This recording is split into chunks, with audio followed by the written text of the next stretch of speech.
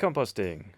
I've done this for just over 5 years and I find it to be a totally achievable and simple solution for off-grid toilets. In this video, I'll share with you the process from start to finish and how I build a rich compost with our waste. My name is Danny. This is my place, off the grid in Bulgaria. We don't have flushing toilets here because there's no sewage system.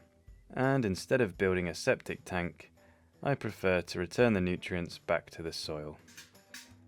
Okay, getting straight into it. They say you can use lots of things for cover material, but from my experience, the best thing is sawdust. I find I can't generate enough just by cutting firewood, so most of this pile comes from the local woodyard. If you can get hold of hardwood sawdust, that is better for the pH level of your compost, but this is pine and that works just fine.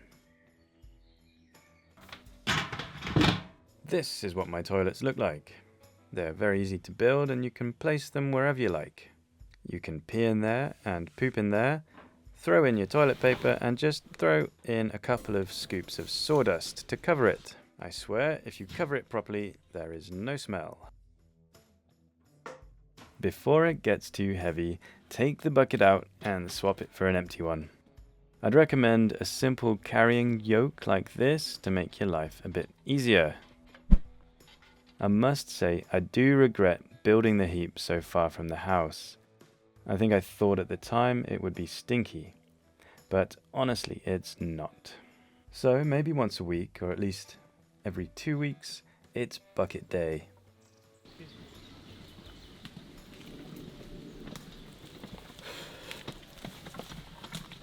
I keep a good supply of hay down at the compost heap. I pile it in the middle bin as a barrier between my fresh heap and my old mature heap. The compost needs a good mix of carbon and nitrogen.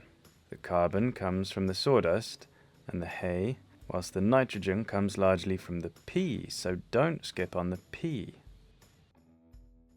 Roll back the hay from the top of the heap and build a little nest to receive the fresh delivery. Ooh, a worm! That's a good sign.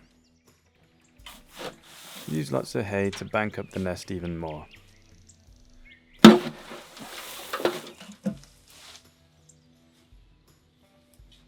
I always throw in the kitchen bucket first because that's by far the most stinky.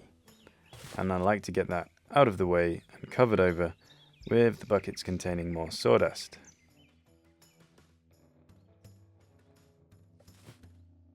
Tip out your buckets like this. I've been doing this for years and this is by far the best way to hold it by the handle and holding the bottom. Wash out your buckets over the heap. Use plenty of water. The reaction is going to be really thirsty.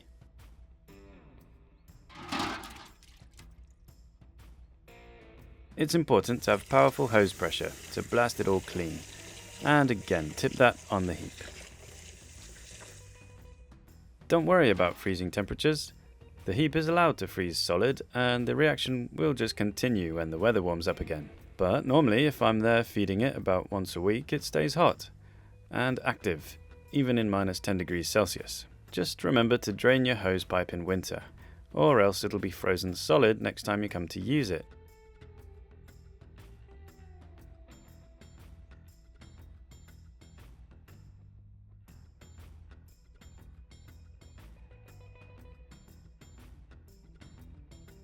Covering it over helps create the environment for the microbes to get to work.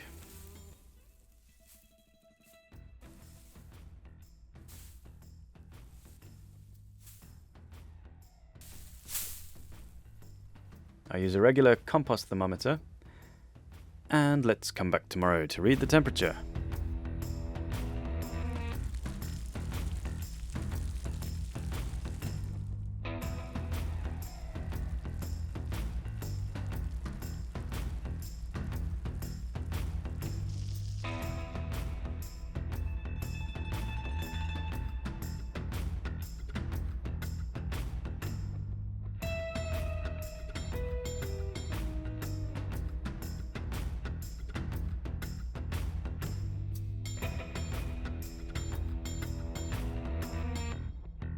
50 degrees Celsius.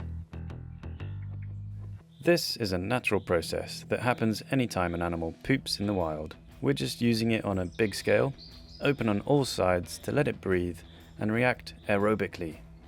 Like this, the microbes give off enough heat to quickly kill off the bad germs that could build up in the manure. It's also hot enough to destroy any seeds in the hay, making it much more useful in the garden. Once the bin is full, I'll leave it for a year to mature and allow the worms to move in. And after a year, this is what it looks like. I'm going to take this to fertilize the apple trees.